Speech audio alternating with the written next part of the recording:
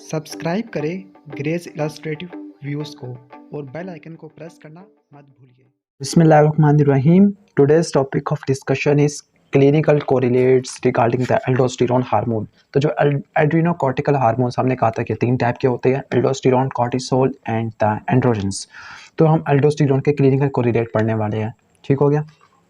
तो यहाँ पर हम पढ़ेंगे 2 टाइप के क्लिनिकल्स, एक होगा ग्लूकोकॉर्टिकॉइड रिमेडिएबल एल्डोस्टेरोनिज्म और दूसरा होता है हाइपर एल्डोस्टेरोनिज्म, ठीक हो गया। अब यहाँ पे इसको पढ़ लेते हैं। पहला है ग्लूकोकॉर्टिकॉइड रिमेडिएबल एल्डोस्टेरोनिज्म। इसका क्या मतलब हुआ? इसका मतलब ये हुआ कि यहाँ पे जो एल्डोस्टेरोनिज्म काज कराने वाला फैक्टर होगा वो होगा ग्लूकोकॉर्टिकॉइड। आपको पहले पता है कि ग्लूकोकॉर्टिकॉइड के पास भी कुछ ना कुछ मिनरलोकॉर्टिकॉइड एक्टिविटी होती है। अब नॉर्मली आपको पता है कि पिट्यूटरी हार्मोन प्रोड्यूस करता है ACTH, और जो ACTH है वो ग्लूकोकॉर्टिकॉइड और एंड्रोजन की सिंथेसिस को बढ़ा देता है, इनके सिक्रेशन को बढ़ा देता है। लेकिन यही ACTH अगर एल्डोस्टेरोन की सिक्रेशन को बढ़ा दे, ठीक हो गया, ऊपर वाली बात को आप छोड़ दे, यही अगर ACTH एल्डोस्टेरोन की सिक्रेशन को बढ़ा दे तो फिर इस कंडीशन को बोलते हैं ग्लूकोकॉर्टिकॉइड रिमेडिएबल एल्डोस्टेरोनिज्म। यानी आपको ऐसी एल्डोस्टेरोनिज्म देखने को मिल रही है जो शायद लगता है कि ग्लूकोकॉर्टिकॉइड से रिजेंबल कर रही है, यानी यहाँ पर कोई ऐसा हार्मोन प्रोड्यूस हो रहा है जो ग्लूकोकॉर्टिकॉइड को स्टिमुलेट करवाता है, ठीक हो गया। लेकिन यहाँ पर ग्लूकोकॉर्टिकॉइड के बजाय एल्डोस्टेरोन की सिक्रेशन बढ़ रही है, तो उसको बोलते हैं ग्लूकोकॉर्टिकॉइड रिमेडिएबल एल्डोस्टेरोनिज्म। अब इसका मैकेनिज्म पढ़ लेते हैं।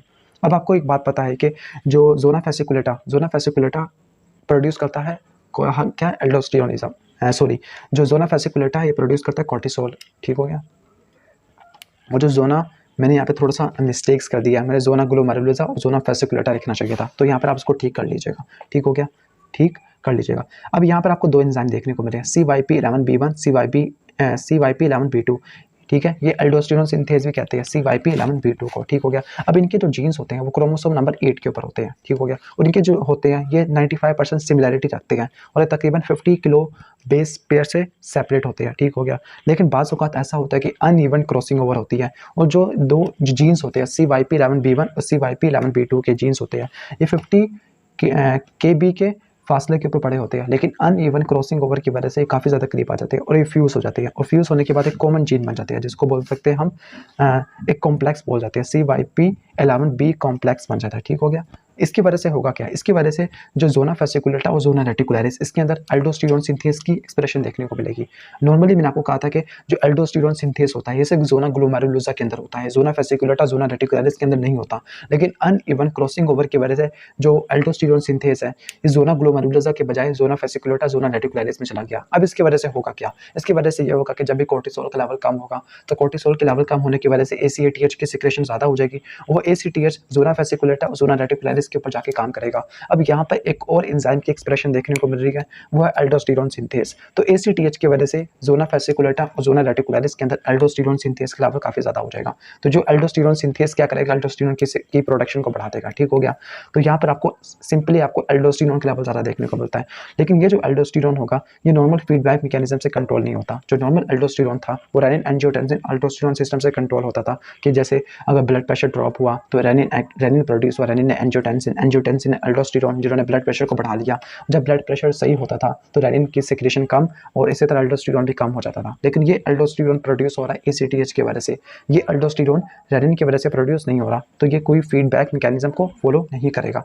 इसी के साथ साथ आपको हाइपरटेंशन देखने को मिलेगी क्योंकि रिटेंशन है। इसके साथ एल्कलोसिस, बिल्कुल वही चीज़ें देखने को मिलेगी जो ज़्यादा एल्डोस्टेरोनिज्म की वजह से देखने को मिलती है। हाइपर एल्डोस्टेरोनिज्म के साइन सिम्टम देखने को मिलते हैं। सिर्फ इसके अंदर और इसके अंदर यही फ़र्क होगा कि जो यहाँ का जो एल्डोस्टेरोन होगा उसको कंट्रोल करने वाला जो नेगेटिव फीडबैक सिस्टम है वो नहीं होगा। मिसाल के तौर पर यहाँ पे आपको रेनिन कंट्रोल करता हुआ नजर नहीं आएगा, ठीक है।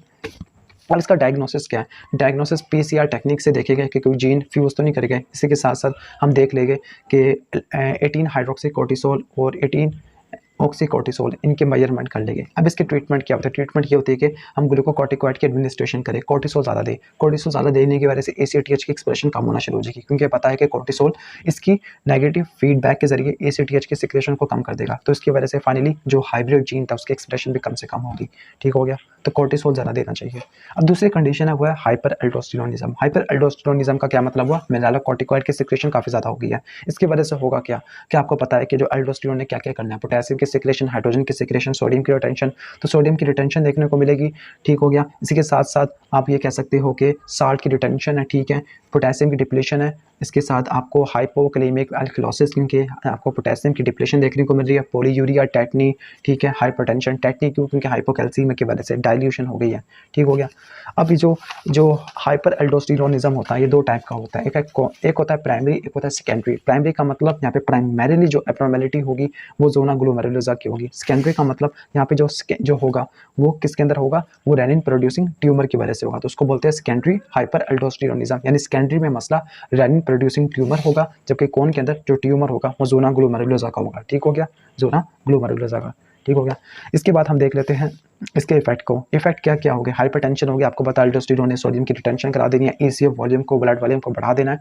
हाइपोकैलेमिया होगी, ठीक है, मसल की पैरालिसिस होगी, क्योंकि डिक्रीज पोटेशियम लेवल क्या करेगा, ब्लड वेसल्स की ट्रांसमिशन को ब्लॉक कर लेगा, मसल्स की पैरालिसिस हो जाएगी, मेटाबॉलिक एल्कलोसिस देखने को मिलेगा, एसीएफ ब्लड वॉल्यूम ज़्यादा हो जाएगा, हाइपरनेट्रीमिया देखने को मिलेगी।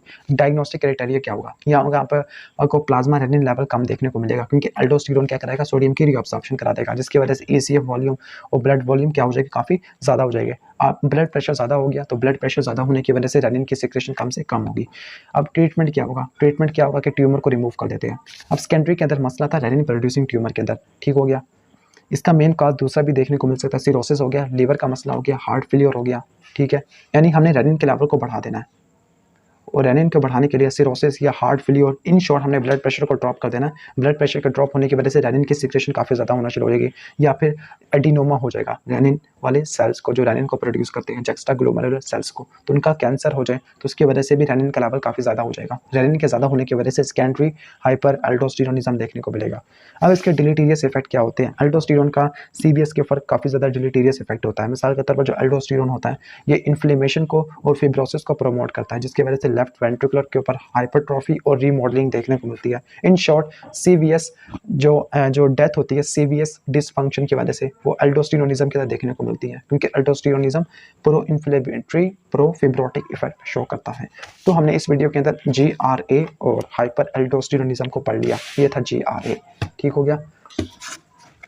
तो यही था हमारी बेसिक वीडियो। अगर वीडियो अच्छी लगी हो तो उसको लाइक करना, और चैनल पर नए हो तो सब्सक्राइब कर लेना। Thanks for watching this video. अल्लाह हाफिज़।